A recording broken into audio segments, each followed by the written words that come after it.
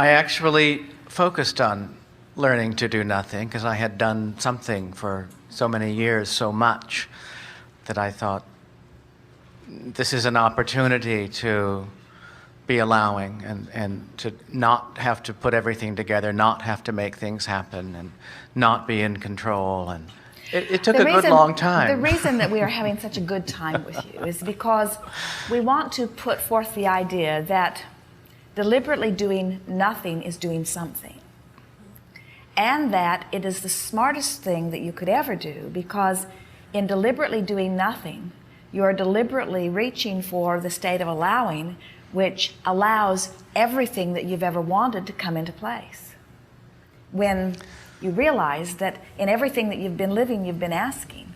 And so Source, who adores you and hears you and understands you and is answering you, is responding in the steady, consistent way that it is, that when you decide finally, and usually you have to beat yourself up pretty good before you come to that place, but when you finally decide that you are going to afford yourself a block of time where you do not push yourself to do something that you do not want to do, or where you do not force yourself to do something when you would rather not do it, but instead you choose what feels best to you, then all kinds of things come into place.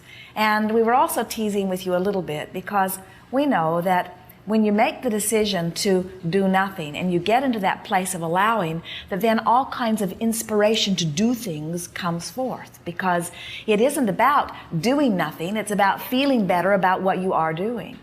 And I thought, well, you could just like decide you're not going to work and just keep sitting on the beach. And I didn't have the courage or the ability to do that. And so I went back to work. I had a terrible job and I had a mediocre job, and now I find myself in an excellent job that I'm grateful to have. But I really liked the independence. And so I had to come back and like sit on this hot stove. And so I thought, okay, I have all these tools, I know how to do it. I spent weeks getting to where I would, feel good. But I'm like back in a similar, not the same hole, but I'm back at work doing somebody else's work. There is more joyful experience in the deliberate doing of something than in the indeliberate doing of something. And there's actually more joy in the deliberate doing of something than in the deliberate not doing of something. And what we mean by that is when you deliberately focus and energy flows through you and you feel in control of what you're doing, that is like the optimum experience, whether you are physically focused or not. You've sort of set yourself up for not liking working, and you're sort of continuing the story, and we were trying to sort of set you off from that a little bit as you speak, and a lot of people do, that work is not a good thing and that leisure time is. And what we like to say is that there are things that you can focus upon that feel good and things that you focus upon that don't feel good, and the environment in which you are doing it is sort of a non-issue. In other words, there are people in what anyone would call a work environment that are on fire with the joy of their work because they're focused with no resistance. But there's something about deciding that you're in bondage or deciding that you're not free and then applying yourself that keeps it from ever being a very good feeling experience, because you already have a vibrational drum that you're beating that says, I'm really not free and I'm having to do something I don't want to do.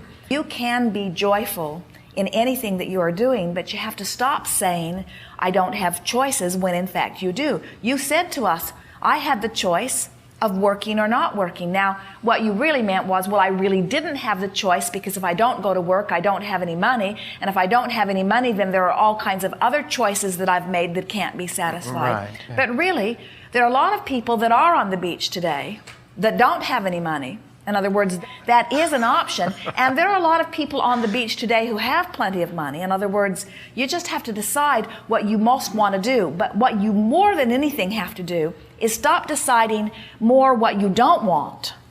In other words, you have to start saying what you do want. Now, what we would like to say to all of you about this is that that really is the way your life is supposed to be. It's what you had in mind when you came forth into these bodies. You knew that this was an environment that had the potential to surprise and delight you in endless ways. You never said, I'll go forth and pay a price. And once I've paid a big enough price, I will allow myself a little bit of pleasure in return for the hardship. Because from your non-physical perspective, you understand that that is not the way it works. In other words, we would like all of you to assume the identity of one who is on an endless cruise, or one who is on an endless beach, or one who is on an endless path of beaches and cruises and interesting things and interesting people and interesting subjects and wonderful, adventurous, delicious, wonderful things to do. In other words, we would like you to adopt that as your identity. And it takes some living of the other to spike that desire enough that you begin to do that, but there is no reason for you to have less than one joyful moment after one joyful moment after one joyful moment. You do not have to dip back in to the unwanted. So what is in the vibrational makeup of you or of anyone that makes you think that? In other words, where do you pick up this I have to pay a price sort of thing? I have to work for many years before I get to retire, and then we see those in retirement in absolute boredom or a limp sort of feeling because they are accustomed to having energy drawn through them. So we can understand how lying on the beach or saying I have nothing to do would feel like a marked improvement over having to do something you don't want to do, especially for someone who does not seem to be appreciating the efforts that you are making. But we have to say to you, that if you can get focused in an attitude of non-resistance, that almost anything that you might choose to do would in the long run feel better than choosing nothing because you are a focusing mechanism. It's the hardest thing that physical friends hear from us. The most difficult thing that they hear from us is that you really do want to be an active participator in this life experience. You really do want to have reason to focus and reason to decide. You really do want hands-on creative control of your life experience. And we think that the story that you told us is not about wanting to do nothing. We think the story that you told us is about wanting less resistance in your life. Yes, we think that the story that you told us is about having more individual say in where you get to turn your attention. Exactly. We don't think it's about doing or not doing. We think it's about the feeling of bondage, or what makes that seem better to you than what you have. I guess I feel I don't own it, and it's not something that I created and that I want for myself. I feel it's something that I just have to do, and I absolutely can make the best of it, and I can enjoy it. But if I really had a choice, I would not be going there every day. If you were laying on the beach and it suddenly became 37 degrees, would you stay there anyway? Well, no. So you would make the best of the situation and you would go somewhere else? Yeah. So you don't have control over the weather, and yet you feel freer in the beach environment than you do in the work environment. We're just going to torture you just a little bit here because we want to show you that you and almost everybody else you know have stubbornly concluded that there is so much more that you don't like about being at work than that you do like, that when you are there, you set yourself up almost without exception for automatic disruption in your energy vibration, which does not need to be there. That you could train out of yourself with a little bit of effort, and we promise you a day at work could feel as good as a day on the beach if you could just do that. If you could begin saying to yourself things like, hey, I choose to be here. Nobody is making me be there. They wouldn't put me in jail if I said I'm not coming tomorrow. I probably wouldn't even lose my job, but I have the choice of being here or not being here in the bigger picture, and I'm choosing to be here. Can't you feel how saying I'm choosing to be here feels infinitely better than I have no choice in being here? Oh, yes. So we would stop saying I have no choice in being here. We would start saying I choose to be here. So now let's follow this path of least resistance idea that we were talking about. So your most depressed or discouraging thought is, I have to be someplace I don't want to be. I'm in bondage.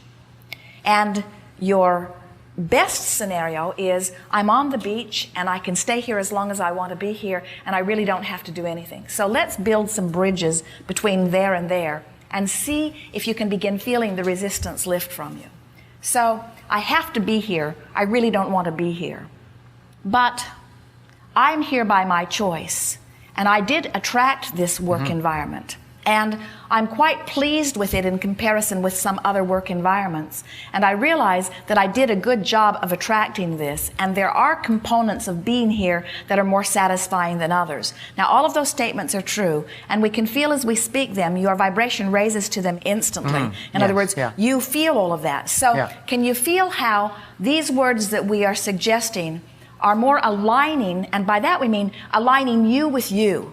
Aligning you with you. They're more aligning in nature than some of the other words that you've been speaking here to us here today. So if you're reaching for the thought that feels best, you see, the issue is not, should I work or should I be on the beach? It's not about those choices. The issue is, what thoughts can I think while I'm on the beach, or what thoughts can I think while I'm in the work environment that align me with me? What are the freeing thoughts? And we want you to feel what we mean by freedom, because the freedom that you have always been looking for is not the freedom from the bondage of the work, it's the freedom from the bondage of the resistance in your vibration that does not allow you to really be who you are. The freedom that you're looking for is the freedom from resistance, which means the freedom that you are looking for is the freedom from bondage thoughts. The freedom that you're looking for is the freedom of the energy flowing. So you say, oh, here I am. I'm in this work environment where they pay me to be here. That's a good thing. And they expect good things from me. That's a good thing. And I'm capable of satisfying them. That's a good thing. In other words, can you feel how aligning in nature those are? I mean, that is a theme through this whole experience that I've had, is saying, you know, what do you say? Are you going to be happy or not? And what do you require? Can you be happy in this moment or not? The reason that we have been so eager to have this discussion with you is because this discussion speaks to the heart of the greatest dilemma that our deliberate creative friends feel, or any human friend, whether they are deliberately creating or not. And that is, do I respond to my environment and therefore need to control it, which I can't do? Or do I achieve a thought by sheer practice of achieving thoughts and establish a vibration which then creates an environment? In other words, it's one way or the other. You're either observing what is and responding to what is, or you are conjuring an image, and what is responding to the conjured image. And so that's why so many people really believe that they have to control the circumstances. That's why there are so many laws and so many rules, is because people, when they look out and they see something that makes them feel good, they say, yes, more of that. But when they look out and see something that doesn't feel good, they say, no, we do not want more of that. And then they attempt in mass the impossible. They say, I would feel better under this condition. I've got to control that condition. And that was, in fact, what you were attempting to do. What you were saying to us is, Abraham, I want plenty of money to just not do anything, but I don't believe that is possible. And so we say, therefore, for now, it is impossible. Right. So, and then you went on to say, I'm happiest when I don't have to do anything, but I can't ever see a way that I won't have to do anything, so I have, in essence, resigned myself to a less than happy life. And we say, we wouldn't accept that if we were standing in your physical shoes. We would say, there's got to be another way around this. And when you discover that there is another way around this, then you put to rest once and for all the dilemma that almost everyone faces, which says, I need you to be different before I can feel better. You don't have to wait for them to figure it out. When you discover that you can feel better, whether anything changes or not, then everything changes. But until you figure it out, nothing can change. You have to say, I can find happiness right where I stand. No matter what it is, I can find happiness. Because when you find it, when you find a little piece of it, the universe will yield a little more. And when you focus on that, the universe will yield a little more. Until before you know it, one less resistant thought at a time, you're right out there on the beach where you want to be, thinking of all kinds of things you want to do. That you want to do, yes. To leave the beach, yeah. All right.